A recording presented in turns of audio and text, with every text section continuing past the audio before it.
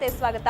ಸಮೃದ್ಧ ಸಮಾಜವನ್ನ ಕಟ್ಟೋಣ ಅನ್ನೋ ಧ್ಯೇಯವಾಕ್ಯದೊಂದಿಗೆ ಶಿಸ್ತಿನ ಸಿಪಾಯಿಗಳಾಗಿ ಗೃಹರಕ್ಷಕ ದಳದಲ್ಲಿ ಸೇವೆ ಸಲ್ಲಿಸ್ತಾ ಇರುವಂತಹ ಮಹಿಳಾ ಸಿಬ್ಬಂದಿ ನಮ್ಮ ಜೊತೆದ್ದಾರೆ. ಬನ್ನಿ ಅವ್ರನ್ನ ಕೇಳೋಣ, ಅವರು ಎಷ್ಟು ಮಟ್ಟಿಗೆ ತೃಪ್ತಿ ಪಟ್ಟಿದ್ದಾರೆ ಈ ಒಂದು ಜಾಬ್ಗೆ ಬಂದು, ಇಲ್ಲಿ ಅವಕಾಶಗಳಿಂದಾಗಿ ಅವರ ಒಂದು ಆಸಕ್ತಿಗೆ ಯಾವೆಲ್ಲ ಒಂದು ಮನ್ನಣೆ ಸಿಕ್ಕಿದೆ ಅವ್ರನ್ನ ಕೇಳೋಣ. ಬನ್ನಿ. ಒಂದಾಗಿ ನಿಮ್ಮ ಹೆಸರೇನು ಮೇಡಮ್? ಮೇಡಮ್ ನಮಸ್ತೆ, ನನ್ನ ಹೆಸರು ಶಶಿಕಲಾ ಅಂತ ಅಂದ್ಬಿಟ್ಟು. ಓಕೆ, ಯಾವ ಡಿಪಾರ್ಟ್ಮೆಂಟ್ ಅಲ್ಲಿ ಇದ್ದೀರಾ ನೀವು? ನಾನು ಹೋಮ್ ಗಾರ್ಡ್ಸ್ನಲ್ಲಿ ನಂದಿನಿ ಲೇಔಟ್ ಯೂನಿಟ್ ಆಫೀಸರ್ ಆಗಿದ್ದೀನಿ. ಓಕೆ. ನಾನು ಇದಕ್ಕೆ ಸೇರೋ ಉದ್ದೇಶ ಏನಿತ್ತು ಅಂದರೆ, ನಾನು ಮೊದಲು ಟೀಚರ್ ಆಗಿದ್ದೆ. ಆದರೆ ಹೋಗೋ ಬರೋ ದಾರಿನಲ್ಲಿ ಅವರ ನೋಡೋ ದೃಷ್ಟಿಗಳೇ ಆಗಿರಲಿ, ಮತ್ತು ದಾರಿನಲ್ಲಿ ರಾಬರಿಗಳು, ಚೈನ್ ಕಳ್ತನ ಈ ಥರ ಎಲ್ಲ ನಡೀತಾ ಇತ್ತು. ಅದರೊಳಗೆ ನಮಗೆ ಯಾವ ರಕ್ಷಣೆ ಸಿಗೋದಿಲ್ಲ. ಈಗ ನಾವೊಂದು ಯೂನಿಫಾರ್ಮ್ ಆಗಿರೋದ್ರಿಂದ ನಮ್ಮನ್ನು ಯಾರೂ ಸಹ ಈ ಕಡೆ ತಿರುಗು ನೋಡೋದಿಲ್ಲ. ಅಪ್ಪ ಪೊಲೀಸ್ನವ್ರು ಬರ್ತಾರೆ ಅಂದ್ಬಿಟ್ಟು ನಮ್ಮಿಂದ ದೂರ ಇರ್ತಾರೆ ಹೊರತು ಹತ್ರಕ್ಕೆ ಯಾರೂ ಬರೋದಿಲ್ಲ.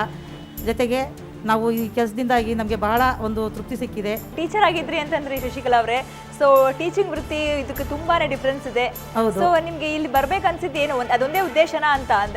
ಆ ಪೊಲೀಸ್ನವರ ಒಟ್ಟಿಗೆ ಅವರು ಟ್ರಾಫಿಕಲ್ಲಿ ಮಾಡಿದ್ರೆ ನಾವು ಟ್ರಾಫಿಕಲ್ಲಿ ಇರ್ತೀವಿ, ಅವರು ಲ್ಯಾಂಡ್ ಆರ್ಡರಲ್ಲಿ ಇದ್ದರೆ ನಾವು ಲ್ಯಾಂಡ್ ಆರ್ಡರಲ್ಲಿ ಇರ್ತೀವಿ, ಅವ್ರು ಯಾವ ಕೆಲಸದಲ್ಲಿ ನಿರತರಾಗಿರ್ತಾರೋ ನಾವು ಎಲ್ಲ ಕೆಲಸದಲ್ಲಿ ನಿರತರಾಗಿರ್ತೀವಿ. ಆದರೆ ಟೀಚರಲ್ಲಿ ಆ ಥರ ಇರೋದಿಲ್ಲ. ಮಕ್ಕಳೊಂದಿಗೆ ಬೆರೆತೀವಿ, ಅದೊಂಥರ ತೃಪ್ತಿ ತಂದರೆ ಅದಕ್ಕಿಂತ ಹೆಚ್ಚಿನಾದ ತೃಪ್ತಿ ಇದ್ರೊಳಗೆ ಸಿಕ್ಕಿದೆ ಮೇಡಮ್ ನಮಗೆ. ಸೊ ರಾಜೇಶ್ವರಿ ಅವರೇ, ನೀವು ಯಾವ ಡಿಪಾರ್ಟ್ಮೆಂಟ್ ಕೆಲಸ ಮಾಡ್ತಿದ್ದೀರಾ ಈಗ? ನಾನು ಮೊದಲು ಗೃಹಿಣಿಯಾಗಿ ಹೌದಾ? Okay okay. ಈಗ ಈ ಗೃಹ ರಕ್ಷಕ್ಕೆ ಸೇರಿದ ಮೇಲೆ ವಾರಕ್ಕೊಮ್ಮೆ ಕವಾಯಿತು ಅಂತೇಳಿ ಮಾಡ್ತಾರೆ. ಓಕೆ. ಮತ್ತು ತಿಂಗಳಿಗೆ ಒಂದ್ಸರಿ ಕವಾಯಿತು ಅಂತ ಮಾಡ್ತಾರೆ. ಈ ಶಿಸ್ತಿನಿಂದ ನನಗೆ ಭಾಳ ತೃಪ್ತಿ ಸಿಕ್ಕಿದೆ. ನನಗೆ ಗೃಹಿಣಿಯಾಗಿ ಈ ಕಾಕಿ ಬಟ್ಟೆ ತೊಟ್ಟರೆ ಇದರಲ್ಲಿ ಏನಿದೆ, ಗೃಹ ರಕ್ಷಕ ಅಂದರೆ ಏನು ಅನ್ನೋದು ನನಗೆ ಗೊತ್ತಿರಲಿಲ್ಲ ಮನೆಗಿದ್ದಾಗ. ಇಲ್ಲಿ ಬಂದಮೇಲೆ ಶಿಸ್ತು, ರೀತಿ, ನಿಯಮ, 4 ಜನ ಜೊತೆ ಬೆರೆತಾಗ ನನ್ನಲ್ಲಿ ಏನು ನನ್ನ ಕೈಲಾದ ಸಹಾಯನ ಮಾಡ್ಬೋದು ಅನ್ನೋದಕ್ಕೋಸ್ಕರ ನಾನು ಈ ಗೃಹ ರಕ್ಷಕ ದಳಕ್ಕೆ ನಾನು ಸೇರಿ. ಮನೆಯಲ್ಲೆಲ್ಲ ಏನಂತಾರೆ ನೀವು ಈ ಒಂದು ಗೃಹ ರಕ್ಷಕ ದಳಕ್ಕೆ ಸೇರಿದ ಮೇಲೆ? ನಮ್ಮಮ್ಮ ಅವರು, ನಮ್ಮ ಮಕ್ಕಳು ಈ ಏಜ್ನಲ್ಲೂ ಬಂದು ಮಾಡ್ತಾ ಇದ್ದಾರಲ್ಲ, ಇಷ್ಟು ಮಾಡ್ತಾರಲ್ಲ ಅಂತೇಳಿ ತುಂಬಾ ಅಪ್ರಿಷಿಯೇಟ್ ಮಾಡ್ತಾರೆ. ನಮ್ಮ ತಾಯಿ, ನಮ್ಮ ಅಕ್ಕ ತಂಗಿಯರು, ಅಣ್ಣ ತಮ್ಮಂದಿರೆಲ್ಲ, ನಮ್ಮ ಹಸ್ಬೆಂಡ್ ಇದಕ್ಕಿಂತ ರೀತಿ ನೀತಿಯಾಗಿ ಇದ್ರ ಬಗ್ಗೆ ಬಹಳ ತಿಳ್ಕೊಂಡಿದ್ದಾರೆ. ಸೊ ಶೀಲಾ ಕುಮಾರಿ ಅಲ್ವಾ ನಿಮ್ಮ ಹೆಸರು? ಸೊ ಎಲ್ಲಿ ಯಾವ ಡಿಪಾರ್ಟ್ಮೆಂಟ್ ಕೆಲಸ ಮಾಡ್ತಿದ್ದಾರೆ ಶೀಲಾ ಅವರೇ? ಇಂದಿರಾ ಗಾಂಧಿ ಹಾಸ್ಪಿಟಲಲ್ಲಿ, ಮಕ್ಕಳದ್ದು ಹಾಸ್ಪಿಟಲ್ ಅದು. ಅಲ್ಲಿ ತುಂಬ ದೂರದಿಂದ ಎಲ್ಲ ಮಕ್ಕಳನ್ನ ಕರ್ಕೊಂಡು ಹಾಸ್ಪಿಟಲಿಗೆ ಬರ್ತಾರೆ. ಪಾಪ ಅವ್ರಿಗೆ ಯಾವ ವಾರ್ಡ್ಗೆ ಹೋಗಬೇಕು ಏನು ಅನ್ನೋದು ಗೊತ್ತಿರಲ್ಲ. ನಾವು ಅಲ್ಲಿದ್ದಾಗ ನಮ್ಮನ್ನು ಬಂದು ಅವ್ರಿಗೆ ಕೇಳ್ತಾರೆ ಅಲ್ಲಿ ಹೋಗ್ಬೇಕು ಅಂತ. ನಾವು ಅವ್ರನ್ನೆಲ್ಲ ಕರೆಕ್ಟಾಗಿ ಇದಕ್ಕೆ ಹೋಗಿ ಅಂತ ನಿಲ್ಲಿಸಿ, ಮತ್ತು ಕ್ಯೂನಲ್ಲಿ ಕರೆಕ್ಟಾಗಿ ನಿಂತ್ಕೊಳ್ಳಿ ಅಂತೇಳಿ ಒಬ್ಬೊಬ್ಬರನ್ನೇ ನಾವು ಒಳಗಡೆ ಎಲ್ಲ ಬಿಟ್ಟು ಹಾಸ್ಪಿಟಲ್ಗೆ ಕಳಿಸ್ತೀವಿ. ಮತ್ತು ಕೆಲವರು ಮಕ್ಕಳನ್ನ ಕಿಡ್ನ್ಯಾಪ್ ಮಾಡೋ ಸ್ಥಿತಿನಲ್ಲಿ ಅಲ್ಲಿರ್ತಾರೆ. ಅಂಥವ್ರನ್ನ ನಾವು ಅಬ್ಸರ್ವೇಷನ್ ಮಾಡಿಬಿಟ್ಟು ಅವ್ರನ್ನ ಹಿಡ್ಕೊಡ್ತೀವಿ. ಮಕ್ಕಳನ್ನ ಜೋಪಾನವಾಗಿ ಕಾಪಾಡ್ತೀವಿ ನಾವಲ್ಲಿ. ಅದೇ ನಾವು ಬೇರೆ ಕಡೆ ಕೆಲಸ ಮಾಡಿದ್ರೆ ಬೆಳಗ್ಗೆ ಸಂಜೆವರೆಗೂ ನಾವು ಅಲ್ಲೇ ಇರಬೇಕಾಗುತ್ತೆ. ಇದರಲ್ಲಿ ನಾವು 2 ಥರ ಕೆಲಸ ಮಾಡ್ಬೋದು. ಈ ಗೃಹ ರಕ್ಷಕ ದಳಕ್ಕೆ ಬಂದು ಸೇರಿಕೊಂಡ್ರೆ ಇಲ್ಲೂ ನಾವು ಸೇವೆ ಸಲ್ಲಿಸ್ದಂಗಾಗುತ್ತೆ. ಮತ್ತು ನಾವು ಬೇಕಾದ್ರೆ ಸ್ವಯಂ ಸೇವೆ ಬೇರೆ ಎಲ್ಲಾರ ಮಾಡ್ಬೋದು. ನಿಮಗೆ ಖುಷಿ ಕೊಟ್ಟಿದೆ ಹಾಗಾದ್ರೆ? ತುಂಬ ತೃಪ್ತಿಯಾಗಿದೆ ಮೇಡಮ್. ಓಕೆ. ಸೊ ಸಾವಿತ್ರಿ ಅವರೇ, ನೀವು ಎಲ್ಲಿ ಯಾವ ಡಿಪಾರ್ಟ್ಮೆಂಟ್ ಕೆಲಸ ಮಾಡ್ತಿದ್ರೆ? ನಾನು ಹೋಮ್ ಗಾರ್ಡ್ ಡಿಪಾರ್ಟ್ಮೆಂಟಲ್ಲೇ ಕ್ರೀಡಾಪಟು ಆಗಿದ್ದೆ. ಹೌದಾ? ಕವಾಯಿತು ಮಕ್ಕಳಿಗೆಲ್ಲ ತರಬೇತಿ ಕೊಟ್ಟು. ಕವಾಯಿತು ತರಬೇತಿ ಎಲ್ಲ ಕೊಡ್ತೀರಾ ಈಗ ಬರೋರಿಗೆಲ್ಲ? ಸ್ಪೋರ್ಟ್ಸ್ ಪರ್ಸನ್ ಬೇಸಿಕಲಿ ನೀವು? ಸ್ಪೋರ್ಟ್ಸ್ ನಾನು ನ್ಯಾಷನಲ್ ಪ್ಲೇಯರು. ಹೌದಾ? ರನ್ನಿಂಗು ಮತ್ತು ವಾಲಿಬಾಲು ಆಡ್ತೀನಿ ಮೇಡಮ್. ಅದೇ ಕವಾಯಿತಲ್ಲೂ ಕೂಡ ಮೊನ್ನೆ ತಾನೇ ನಡೆದ ಸ್ವಾತಂತ್ರ್ಯ ದಿನಾಚರಣೆಯಲ್ಲಿ ಹಲವಾರು ತುಕಡಿ ಅಂದರೆ 45ರಿಂದ 50 ತುಕಡಿಗಳು ಬಂದಿದ್ದು. ಆ ತುಕಡಿಗಳಲ್ಲಿ ನಮ್ಮದು 2ನೇ ವಿಭಾಗದಲ್ಲಿ ಪ್ರಥಮ ಸ್ಥಾನ ಬಂದಿದೆ. 15ನೇ ವರ್ಷದಲ್ಲೇ ನಾನು ಸೇರ್ಕೊಂಡಿದ್ದೀನಿ ಈ ಸಂಸ್ಥೆಗೆ. ತುಂಬ ಒತ್ತಾಯಪೂರ್ವಕ ತುಂಬ ಚಿಕ್ಕ ವಯಸ್ಸಿನಲ್ಲಿ ರಿಕ್ವೆಸ್ಟ್ ಮಾಡ್ಕೊಂಡು ನಾನು ತುಂಬ ಸೇರ್ಬೇಕಂತ ತುಂಬ ಆಪ್ತು ಮಾಡಬೇಕು ಅಂತ ನಾನು ಸೇರಿಸ್ಕೊಂಡು ಈಗ 14. ಪೊಲೀಸ್ ಅಂದರೆ ಆರಕ್ಷಕ ದಳದಲ್ಲಿ ಟ್ರೈ ಮಾಡೋದು? ನನ್ನ ಹೈಟ್ ಕಡಿಮೆ ಆಯ್ತು ಮೇಡಮ್. ಓಕೆ. ಎತ್ತರ ಕಡಿಮೆ ಆಗಿರೋದು ನನ್ನ ನಾಯಕರ. ಬಟ್ ಇಲ್ಲಿ ಖುಷಿ ಆಗಿದೆ ಹಾಗಾದ್ರೆ? ತುಂಬ ಖುಷಿ ಆಗ್ತಾ ಇದೆ. ನಾನು ಕೇಳ್ಕೊಳ್ಳೋದಿಷ್ಟೇ, ಸಾರ್ವಜನಿಕರಲ್ಲಿ ಬನ್ನಿ ಇದಕ್ಕೆ ಸೇರ್ಕೊಳ್ಳಿ.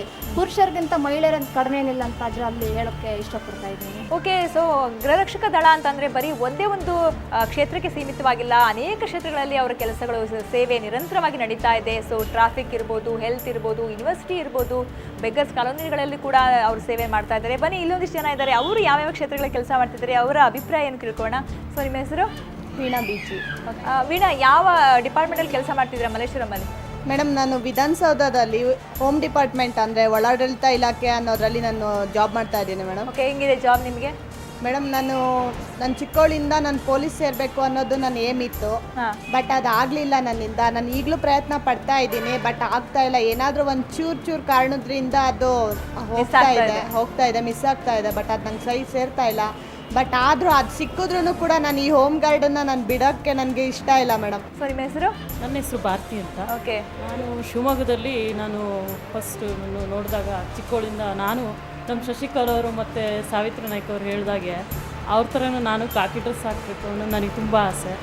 ಹಾಕ್ಕೊಂಡು ಇಲ್ಲಿ ಬಂದು ಟ್ರಾನ್ಸ್ಫರ್ ತೊಗೊಂಡು ನಮ್ಮ ಅಮರ್ನಾಥ್ ಅವರ ಆಡಳಿತದಲ್ಲಿ ನಮ್ಗೆ ಯಾವ ರೀತಿಯೂ ತೊಂದರೆ ಇಲ್ಲದೆ ಚೆನ್ನಾಗಿ ಒಳ್ಳೆ ರೀತಿಯಲ್ಲಿ ಅವ್ರು ತುಂಬ ರೀತಿಯಲ್ಲಿ ನಮಗೆ ಹೆಲ್ಪ್ ಮಾಡಿದ್ದಾರೆ, ತುಂಬ ಸಹಾಯ ಮಾಡಿದ್ದಾರೆ. ಅವರಿದ್ರಿಂದ ನಾನು ಬೆಂಗಳೂರು ವಿಶ್ವವಿದ್ಯಾಲಯದಲ್ಲಿ ಇನ್ಚಾರ್ಜ್ ಆಗಿಬಿಟ್ಟು ನಾನು 37 ಜನ ಒಟ್ಟಿನಲ್ಲಿ ಇದ್ದೀವಿ. ಅಲ್ಲೂ ಲೇಡೀಸ್ಗಳು ಹೌದು, ಬೆಂಗಳೂರು ವಿಶ್ವವಿದ್ಯಾಲಯ. ಅಲ್ಲಿ ಎಲ್ಲ ರೀತಿಯ ಪಹರೆ ಕರ್ತವ್ಯಗಳನ್ನು ನಾವು ಬಂದೋಬಸ್ತ್ ಕೊಡ್ತೀವಿ. ಮತ್ತು ಅದಕ್ಕೆ ಸೇರಿದಾಗೆ 2 ಲೇಡೀಸ್ ಹಾಸ್ಟೆಲ್ಗಳಿದೆ. ಆ ಲೇಡೀಸ್ ಹಾಸ್ಟೆಲ್ಗಳಿಗೆ ನಾವು ಬಂದೋಬಸ್ತ್ ಕೊಡ್ತೀವಿ. ಮತ್ತು ತುಂಬ ರೀತಿ ಯಾವುದೇ ರೀತಿಯ ಕೆಲವರು ಪೇರೆಂಟ್ಸು ಮತ್ತು ಸ್ಟೂಡೆಂಟ್ಗಳೆಲ್ಲ ಬರ್ತಾರೆ, ಅವ್ರಿಗೇನೂ ಗೊತ್ತಿರಲ್ಲ, ಅವ್ರಿಗೆ ಒಳ್ಳೆ ಮಾರ್ಗದರ್ಶನ ಕೊಟ್ಬಿಟ್ಟು. ಸೊ ನಿಮ್ಮ ಹೆಸರು? ಮೇಡಮ್ ನನ್ನ ಹೆಸರು ಸುಧಾರಾಣಿ ಅಂತ ಹೇಳ್ಬಿಟ್ಟು. ನೀವು ಯಾವ ಡಿಪಾರ್ಟ್ಮೆಂಟಲ್ಲಿ ಇದ್ದೀರಿ ಈಗ? ನಾವು RTO ಡಿಪಾರ್ಟ್ಮೆಂಟಲ್ಲಿ ಇದ್ದೀವಿ ಮೇಡಮ್. RTO ಹೆಂಗಿದೆ ಡಿಪಾರ್ಟ್ಮೆಂಟ್ RTOದಲ್ಲಿ? RTO ಈಗ DL ಮತ್ತು LL ಬೇಕು ಅಂತ ಹೇಳ್ಬಿಟ್ಟು ಹಿರಿಯ ನಾಗರಿಕರಾಗಲಿ ಅಂಗವಿಕಲರಾಗಲಿ ಬರ್ತಾರೆ. ಅವರಿಗೆ ಅಲ್ಲಿ ರೂಮ್ಸ್ಗಳು ಗೊತ್ತಿರಲ್ಲ. ಆ ರೂಮ್ಸ್ಗಳಿಗೆ ನಾವು ಈ ಕಡೆ ಹೋದರೆ ಈ ಥರ ಫಾರ್ಮ್ಸ್ ಎಲ್ಲ ಸಿಗುತ್ತೆ ಅಂತ ಹೇಳ್ಬಿಟ್ಟು ಅವ್ರಿಗೆ ಹೇಳ್ತೀವಿ. ಮತ್ತು ಈಗ ಏಜೆಂಟ್ರುಗಳು ಇರ್ತಾರೆ, 500 ಕೊಡು 1000 ಕೊಡು, ನಾನು ನಿಮ್ಗೆ DL ಕೊಡಿಸ್ತೀನಿ LL ಕೊಡಿಸ್ತೀನಿ ಅಂತ ಹೇಳಿ ಮೋಸ ಮಾಡೋದಿರ್ತಾರೆ. ಈಗ ನಾವಿತ್ತು ಅಂದರೆ ಅಲ್ಲಿ ಯಾರೂ ಬರೋಕ್ಕೆ ಚಾನ್ಸಸ್ ಇರಲ್ಲ. ನಮಸ್ಕಾರ, ನನ್ನ ಹೆಸರು ಗಾಯತ್ರಿ. ನಾನು ನಂದಿನಿ ಘಟಕದಲ್ಲಿ ಸೇರಿದ್ದೀನಿ. ನಾನು ನಿರಾಶ್ರಿತರ ಕೇಂದ್ರದಲ್ಲಿ ಕರ್ತವ್ಯವನ್ನು ನಿರ್ವಹಿಸ್ತಿದ್ದೇನೆ. ಅಲ್ಲಿ ಹೆಂಗಿದೆ ಕೆಲಸ ನಿಮ್ದು? ಏನು ಹೆಂಗಿರುತ್ತೆ ಕೆಲಸ? ಏನು ಮಾಡ್ತೀರಾ ಅಲ್ಲಿ? ಚೆನ್ನಾಗಿದೆ ಕೆಲಸ. ಅಲ್ಲಿ ನಿರಾಶ್ರಿತರು ಮತ್ತು ಅಲ್ಲಿಂದ ತಪ್ಪಿಸ್ಕೊಂಡು ಹೋಗೋದಕ್ಕೆಲ್ಲ ಪ್ರಯತ್ನ ಪಡ್ತಿರ್ತಾರೆ. ಅವ್ರನ್ನೆಲ್ಲ ಹೊರಗೆ ಹೋಗೋದಂಗೆ ಹೋಗದೆ ಇರೋ ಥರ ನಾವು ನೋಡ್ಕೋತೀವಿ. ನಾವು ಸೆಕ್ಯೂರಿಟಿ ಕೊಡ್ತೀವಿ ನಾವು. ಮತ್ತು ಅವ್ರಿಗೆ ಅಲ್ಲಿ ಯಾವುದೇ ರೀತಿಯ ತೊಂದರೆ ಆಗದೆ ನೋಡ್ಕೋತೀವಿ ನಾವು. ನಮಸ್ತೆ ಮೇಡಮ್, ನಾನು ಮಂಗಳಗೌರಿ ಅಂತ ನನ್ನ ಹೆಸರು. ಮಲ್ಲೇಶ್ವರಂ ಘಟಕದಲ್ಲಿ ಇದ್ದೇನೆ. ಯಶವಂತಪುರ ಸಂಚಾರಿ ವಿಭಾಗದಲ್ಲಿ ಕರ್ತವ್ಯ ನಿರ್ವಹಿಸುತ್ತಿದ್ದೇನೆ. ನಾನು ಟ್ರಾಫಿಕಲ್ಲಿ ಎಷ್ಟು ನಿಮ್ಮ ವಯಸ್ಸನ್ನು ಕೇಳುವುದಾ? ಕೇಳಿ ಮೇಡಮ್, 48 ವರ್ಷ ನನಗೆ. ನಮ್ಮ ಹಸ್ಬೆಂಡ್ ಹಾರ್ಟ್ ಅಟ್ಯಾಕ್ ಆಗ್ತಿರೋದ್ಮೇಲೆ ನಾನು ಈ ಡಿಪಾರ್ಟ್ಮೆಂಟಿಗೆ ಸೇರಿರೋದು. ನಮ್ಮ ಡ್ಯಾಡಿನೂ ಫೈರ್ ಫೋರ್ಸಲ್ಲಿದ್ದರು, ನಮ್ಮ ಅಣ್ಣನೂ ಫೈರ್ ಫೋರ್ಸಲ್ಲಿರೋದು. ನನ್ನ ಅಣ್ಣನೂ ಹೇಳಿ ನನಗೆ ಈ ಡಿಪಾರ್ಟ್ಮೆಂಟಿಗೆ ಸೇರಿಸಿ ನನಗೆ ದೇಶ ಸೇವೆ ಮಾಡು, ನಿನ್ನ ನೋವೆಲ್ಲ ಮರೀತೀಯ ಅಂತ ಹೇಳಿ ನನ್ನ ಅಣ್ಣ ಸೇರಿಸಿರೋದ್ರಿಂದ ಇವತ್ತು ನನ್ನ ಕಾಲ ಮೇಲೆ ನಾನು ನಿಂತಿದ್ದೀನಿ. ನನಗೆ ನಮ್ಮ ಹಸ್ಬೆಂಡ್ NGF ಫ್ಯಾಕ್ಟ್ರಿಯಲ್ಲಿ ವರ್ಕ್ ಮಾಡ್ತಿದ್ರು. ಅವರು ಇಲ್ಲ ಅನ್ನೋ ಕಾರಣದಿಂದ ನಾನು ಇನ್ನೊಬ್ಬರ ಹತ್ರ ಕೈ ಚಾಚಬಾರ್ದು ಅನ್ನೋ ಕಾರಣಕ್ಕೋಸ್ಕರ ನಾನು ಡಿಪಾರ್ಟ್ಮೆಂಟಿಗೆ ನನ್ನ ಅಣ್ಣ ಸೇರಿಸಿ ಇದು ಮಾಡಿ ಇವತ್ತು ನನಗೆ ಅನ್ನದ ದಾರಿ ತೋರಿಸಿದ್ದಾರೆ. ಗೃಹ ರಕ್ಷಣಾ ದಳದಲ್ಲಿ ನಾನು ಕರ್ತವ್ಯ ನಿರ್ವಹಿಸ್ತಾ ಇರೋದ್ರಿಂದ ಸಾರ್ವಜನಿಕರಿಗೆ ಸೇವೆ ಮಾಡ್ದಂಗೂ ಆಗುತ್ತೆ, ಟ್ರಾಫಿಕ್ ಸಂಚಾರದಲ್ಲೂ ನಾನು ಕರ್ತವ್ಯ ನಿರ್ವಹಿಸ್ದಂಗೂ ಆಗುತ್ತೆ. ಹೆಚ್ಚು ಕಮ್ಮಿ ತೊಂದರೆ ಆದವರು, ಹಾರ್ಟ್ ಅಟ್ಯಾಕ್ ಆದವರು, ಟ್ರಾಫಿಕಲ್ಲಿ KSRTC ಬಸ್ ಅವರು ಸಹ ಟ್ರಾಫಿಕಲ್ಲಿ ಗಾಡಿ ಓಡಿಸ್ಕೊಂಡು ಬೇರೆ ಎಲ್ಲರಿಗೂ ಮಾದರಿ ಅಂತ ಹೇಳ್ಬೋದು. ಮೇಯ್ನ್ ಹೆಣ್ಣುಮಕ್ಕಳಿಗೆ ಧೈರ್ಯ ಅನ್ನೋದು ಈ ಡಿಪಾರ್ಟ್ಮೆಂಟ್ ನಾನು ಮೊದಲು ಹತ್ಕೊಂಡಿರ್ತಿದ್ದೆ. ಈ ಡಿಪಾರ್ಟ್ಮೆಂಟ್ಗೆ ಸೇರಿದ ಮೇಲೆ ನನಗೆ ತುಂಬ ಧೈರ್ಯ ಬಂದಿದೆ. ಇವತ್ತು ಎಲ್ಲೋದ್ರೇನೋ ನಾನು ಇನ್ನೊಬ್ಬರಿಗೆ ಸಹಾಯ ಮಾಡೋಂಥ ಕೆಪಾಸಿಟಿ ಇದೆ.